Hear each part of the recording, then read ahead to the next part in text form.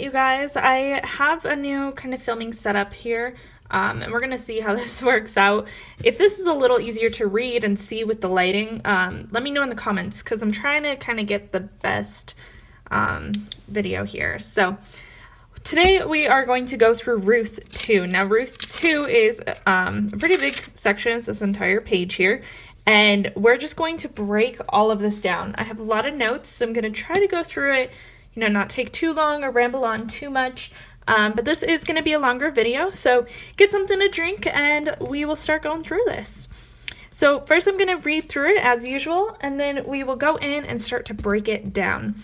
And once again, you guys, excuse me for my pronunciation of some of these names. I know I'm probably saying them wrong. All right, Ruth 2. Now, Naomi had a relative of her husband's, a worthy man in the clan of 𝗵𝗺, whose name was Boaz. And Ruth, the Moabite, said to Naomi, "Let me go in the field and glean among the ears of grain after him, in whose sight I shall find favor." And she said to her, "Go, my daughter." So she set out and went and gleaned in the field after the reapers. And she happened to come to the part of the field belonging to Boaz, who was part of the clan of 𝗵𝗺. And behold, Boaz came from Bethlehem, and he said to the reapers, "The Lord be with you." And they answered, "The Lord bless you." Then Boaz said to his young man, who was in charge of the reapers, "Whose young woman is this?" And the servant who was in charge of the reapers answered, "She is a young Moabite woman who came back with Naomi from the country of Moab." She said, "Please let me glean and gather among the sheavers after the reapers." So she came, and as she continued from early until now, except for a short rest. Then Boaz said to Ruth, "Now listen, my daughter. Do not go glean in another field or leave this one, but keep close to my young women. Let your eyes be on the field that they are reaping, and go after them. I have not charged the young men to touch you. Have I not charged the young men to touch you? And when you are thirsty, go to the vessels and drink what the young men have drawn." And she fell on her face, bowing to the ground, and said to him, "Why have I found favor in your eyes, that you should take notice of me, since I am a foreigner?"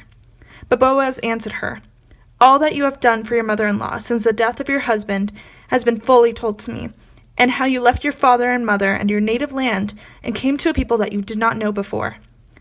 And Lord repay you for what you have done, and a full reward be given to you by the Lord, the God of Israel, under whose wings you have come to take refuge." Then she said, "I found favor in your eyes, my lord, for you have comforted me and spoken kindly to your servant, though I am not one of your servants." At the mealtime, Boaz said to her, "Come here and eat some bread, and dip your morsel in the wine." So she sat beside the reapers, and he passed her roasted grain, and she ate until she was satisfied and had some left over. When she rose to glean, Boaz instructed the young man, saying, "Let her glean even among the sheaves. Do not reproach her. And also pull some from the bundles for her, and leave it to her to glean, and do not rebuke her." So she gleaned in the field until evening. Then she beat out what she had gleaned, and it was about an ephah of barley. We'll explain that in just a bit. And she took it up and went into the city. Her mother-in-law saw what she had gleaned. She also brought out and gave her what food she had left over after being satisfied. And her mother-in-law said to her, "Where did you glean today? And where have you worked? Blessed be the man who took notice of you." And she told her mother-in-law whom she had worked, and said, "The man's name who I worked today is Boaz." And Naomi said to her daughter-in-law, "May he be blessed by the Lord, whose kindness has not forsaken the living or the dead." Naomi said to her, "The man is a close relative of ours, one of our redeemers." And Ruth the Moabite said, "Besides, he said to me, 'You shall keep close by my young men until they have finished all my harvest.' And Naomi said to Ruth, her daughter-in-law, 'It is good, my daughter, that you will go out with this young woman, lest in another field you be assaulted.' So she kept close to the young women of Boaz, gleaning until the end of the barley and wheat harvest, and she lived with her mother-in-law." All right, you guys, that was a lot. So really quick, I just want to give you an overview of kind of what we just read. So we see Ruth and Naomi have returned to Israel, to Bethlehem, and they need a job. They don't have husbands that are providing for them, so Naomi decides to go out and glean among the ears of grain. And basically what this is gleaning was something that they did during this time where after the harvest, women would go through the field and pick up all of the leftover grains that were dropped. And we'll kind of dig into that more in just a minute. But basically this man named Boaz is a relative of Naomi's family. And she doesn't realize this until after she talks to Naomi. And we find out that Boaz is not only a very noble and kind man, but he is also the family's redeemer. So we're going to break all this down now and kind of talk about what all of that means, and we will dig into this. So in verse 2:1, the first thing that we see is the name Boaz. This is the first time that he is introduced in the story, and he's the main character of the story. One of the main, Ruth and Boaz. And we see that he is a worthy man. This basically just means that he is a man of integrity. And the family connection at this point is unknown to Ruth. So she's just going to work and she just happens upon Boaz. She doesn't know anything about him. She, doesn't even know his name. So let's highlight worthy man right here. My highlighters are all running out of juice here. These are what is so great about these, you guys. You can just twist them up. It's awesome. Okay, so worthy man. Basically, this just means man of integrity. And then we see the name here, Boaz. We're just going to put a little star and say the family connection is unknown to Ruth at this time. Because the narrator of the story tells us right away who he is, but Ruth has no idea, not until after he is so kind to her and so welcoming. So we'll highlight Boaz just because this is the first time that he's mentioned. And just kind of highlight these two guys. All right.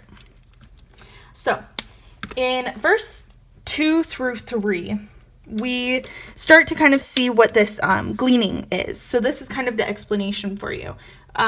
Basically, life at this time for a Moabite woman is not easy, and Naomi and Ruth just need to get some food. So Ruth decides that she's going to glean, which is very common during this time. Basically, this allows the poor and widowed people to go through the field after the harvesters and just pick up the leftover grain that they drop, as well as the grain that goes around the edge of the field. Now, the act of gleaning is actually a command, or it's actually a law of Moses, that is given in Leviticus 19:9-10. So, really quick, we will flip to that. Did I mark it? Ooh, I did. Okay, so 19:9-10, where are we here? All right. When you reap the harvest of your land, you shall not reap your field right up to its edge, neither shall you gather the gleanings after your harvest. And you shall not strip your vineyard bare, neither shall you gather the fallen grapes of your vineyard. You shall leave them for the poor and for the sojourn. I am the Lord your God. So this is a command that these people are following. So basically, let's mark my page here. I'm going to highlight this part in green. So basically, gleaning is not only an act of, gleaning itself is just the fallen stuff. But when you decide to allow other people to glean your land after you have harvested, you are following God's law. So this just goes to show you kind of more of Boaz's character, that he follows this law and that he is so, worthy of the Lord. So we'll make a note here to see Ruth 2:2-3. Okay, so Ruth works in Boaz's field through God's plan. So just keep that in mind, you guys. This isn't just a coincidence that Ruth happens to meet one of their family members. Sorry about that, you guys. My video cut off a little bit. I'll just kind of go through this really quick. So basically, none of this is a coincidence, you guys. Ruth meets Boaz for a reason. And God, his whole plan is very evident here, even though his name isn't necessarily mentioned a lot. So I highlighted gleaning in the field after the reapers, and I just wrote the note, gleaning is a law of Moses that helps the poor and widowed, Leviticus 19, 9 through 10. And then I wanted to talk about all of these different things that show Boaz's character. So this is displayed in verse 4, through the care that he shows his workers. Even in his greeting to them, it just shows his faith because he blesses them in the name of the Lord. So I just highlighted that and wrote Boaz's character. And we can see a lot of this based on him being a worthy man, based on him asking, whose young woman is this? Basically, Boaz has such care for his workers that he actually notices a stranger that's working there. And he goes out of his way to ask one of the reapers who this woman is. Now, the servant answers him, and he answers by very clearly pointing out that she is a foreigner. He says, "She is the young Moabite woman who came back with Naomi from the country of Moab."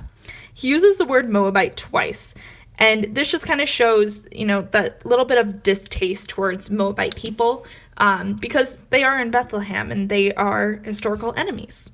So I also just wanted to put a little note that Boaz notices a stranger among his workers. This right here is another example of his character.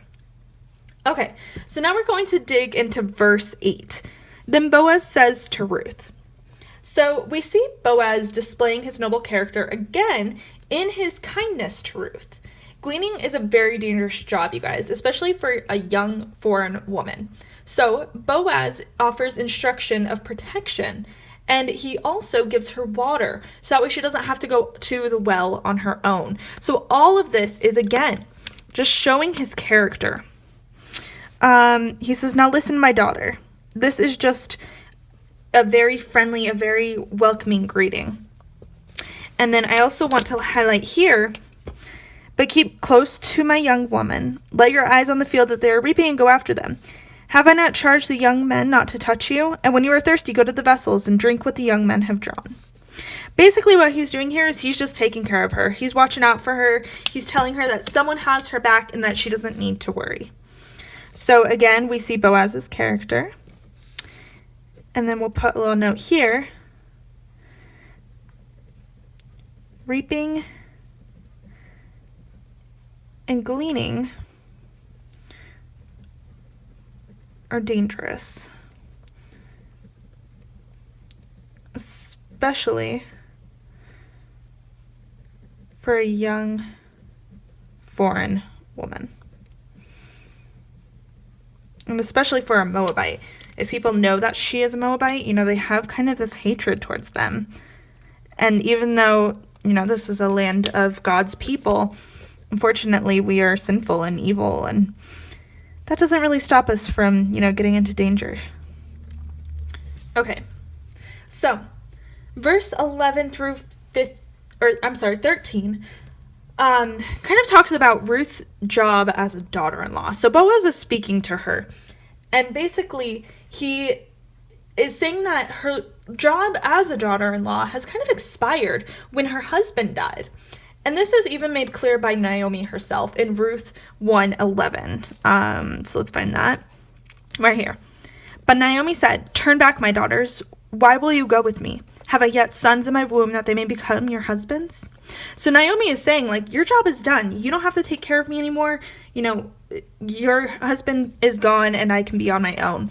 And again, here, Boaz answers, "All you have done for your mother-in-law since the death of your husband has been fully told to me, and how you left your father and mother and your native land and came to a people that you did not know." So basically, after saying this, Boaz basically offers her a blessing. He prays for her. And in that, he asks that the Lord reward Ruth's faithfulness and that she be protected. So let's use a different color for this. I'm going to use orange because that's what I used over here. So we're going to just highlight the whole verse 11. And then we're going to highlight, "All that you've done for your mother-in-law has been fully told to me." So this is a very noble woman and a very noble man coming together. Again, I'm just going to attempt to draw a little connection here. and put, even though Ruth's job as a daughter-in-law has expired,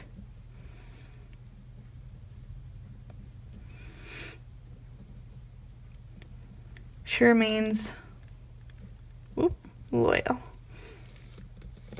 And Boaz recognizes that loyalty. Okay, so 14 through 16 here, or let's just make a quick note here too. Boaz says a prayer for Ruth. Okay. So Boaz kind of goes above and beyond here, above what the law of Moses asks him to do, by feeding Ruth and even telling his harvesters to leave extra behind for her. So not only is he being incredibly generous, but he's just taking care of her. And this is in stark contrast with Naomi in Ruth 1:21, where she says, I went away full, and the Lord has brought me back empty. Ruth now goes to the field, she goes and eats, and she has so much abundance that she has extra for Naomi. So Ruth goes into the field empty-handed and comes back with more than enough to feed them both. So basically, this whole thing is kind of, in comparison to, oh, that's not in purple, we'll use pink, is in comparison to right here.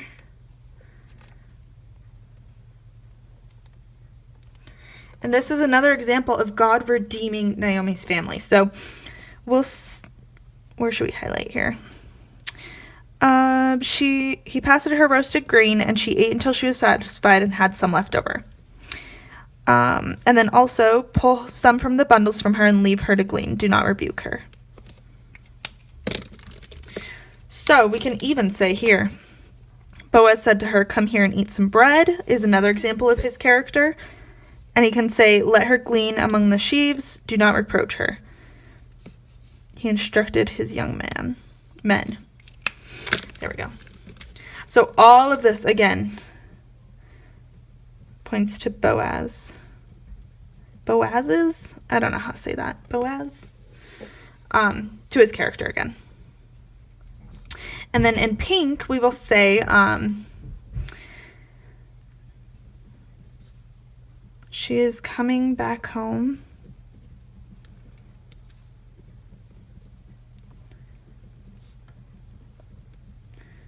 with abundance. Unlike how Naomi felt,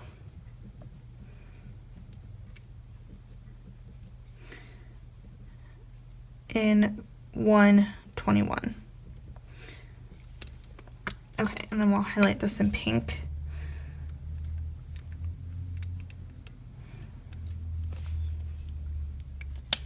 All right, so on to verse 17 through 20. Ruth ends up gathering, should I try to say this word again?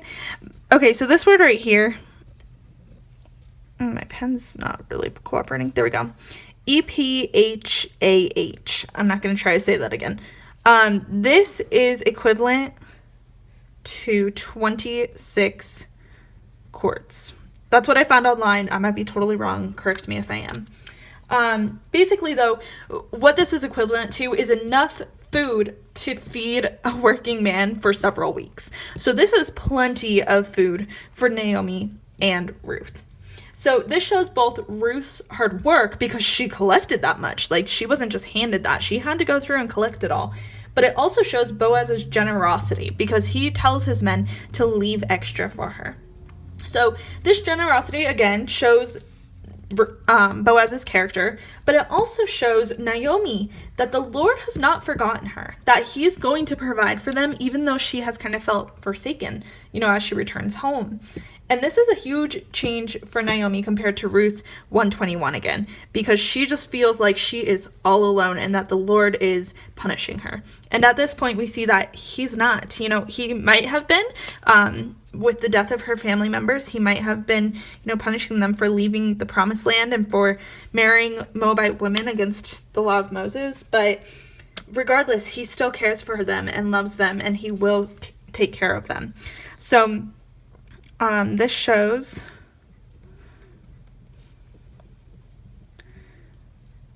Boaz's generosity. I think I spelled that wrong.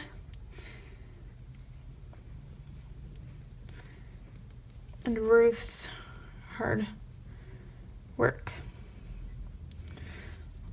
It also shows the Lord providing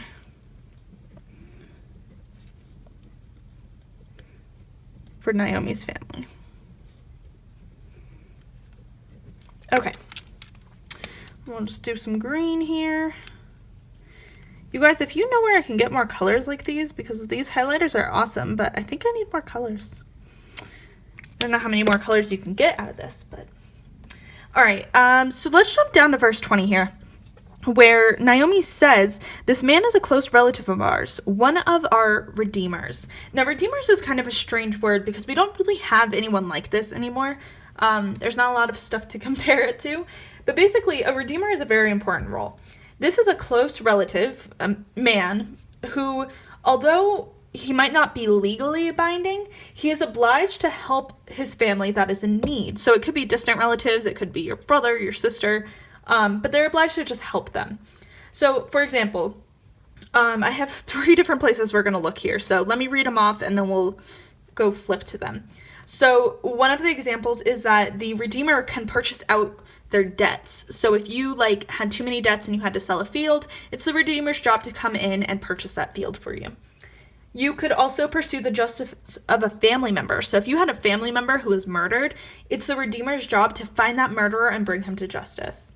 Or if the mother and father died, the redeemer could raise that orphan. So there's a lot of different things that the redeemer is meant to be doing for the family.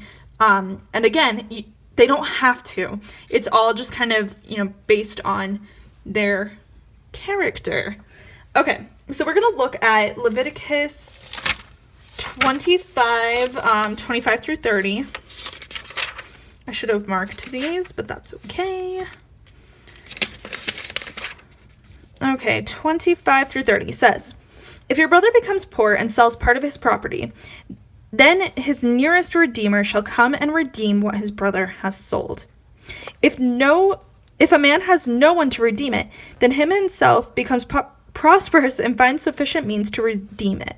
Let him calculate the years since he sold it and pay back the balance to the man whom he sold it, and then return to his property." So basically what the redeemer does is it's meant to redeem their honor, kind of meant to redeem the family. Let's pick a color here. How about yellow? The nearest redeemer shall come and redeem what the brother has sold. And this is Ruth 20. Ruth 2:20, excuse me. Okay, the next one is Numbers 5. First one is Numbers 5:8, which says, "But if the man has no next of kin whom restitution may be made for the wrong, the restitution for the wrong shall go to the Lord for the priest, in addition to the ram of atonement, for which atonement is made for him." So basically this is talking about if the man has no next of kin. So again, this would be the job of a redeemer if, if someone needs to have restitution made for them, to right a wrong. I'm going to put redeemer, and again, we'll put Ruth 2:20. You know what? Where were we? Let's throw the word redeemer here as well, so that way we know what we're talking about. Okay. And then the last one is, Numbers, there's another one. Numbers 35:12. One too far. "The city shall be for you a refuge from the avenger, that manslayer may not die until he stands before the congregation of his judgment." So basically this is the redeemer's job. If you were murdered or, if a family member is murdered, it is their job to bring him to justice, to avenge the family. Again, we'll write Redeemer, Ruth 2:20. And the last one is Deuteronomy 25, 5 through 10.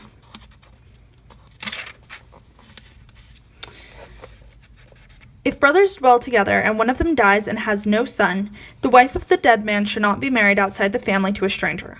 Her husband's brother shall go in to her and take her as his wife and perform the duty of a husband's brother to her. And the first son whom she bears shall succeed in the name of his dead brother, that his name may not be blotted out of Israel. So basically, if, someone is widowed, it is the brother's job to marry the widow and have a child with the wife. However, we know that not only is Ruth's husband dead, but her brother-in-law is dead as well. So she has no brother to marry and have kids with. So guess what? This is the Redeemer's job. Ruth 2:20. Okay. So now that we kind of have an idea of this, let's mark all of these. The man is a close relative of ours, one of our redeemers.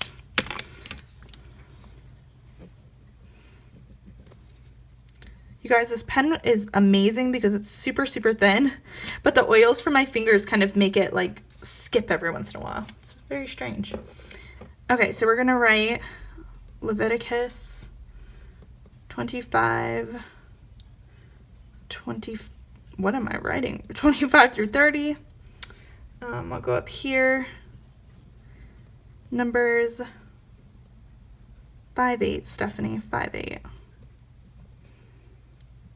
And 35:12. And then the last one is Deuteronomy 25, 5 through 10. Ooh. Sometimes my boxes get crazy, you guys. I'll just box redeemers. Okay. Last part, you guys, right here. So in verse 21 through 23, kind of towards the end of this, we see a shift here. Boaz no longer instructs others to protect Ruth, but he now kind of does this himself. And this is kind of a sign that a little bit of a relationship is starting to form. So we see him say, "So she kept close to the young woman of Boaz, gleaning until the end of the barley and wheat harvest, and she lived with her mother-in-law." So not only, does she kind of know now that he is the redeemer of the family, but she decides, she trusts this guy. So she works his field and only his field, and works with the other young women who are gleaning in his field, and she stays there for the rest of the season while living with her mother-in-law and providing for their family. So I'm just going to highlight. So she's kept close to the young women of Boaz.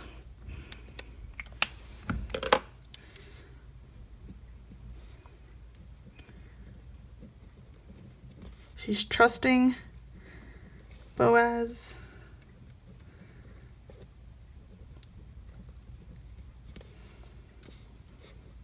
I just spelled Redeemer wrong, you guys. That's okay. Trusting Boaz as the Redeemer to protect her during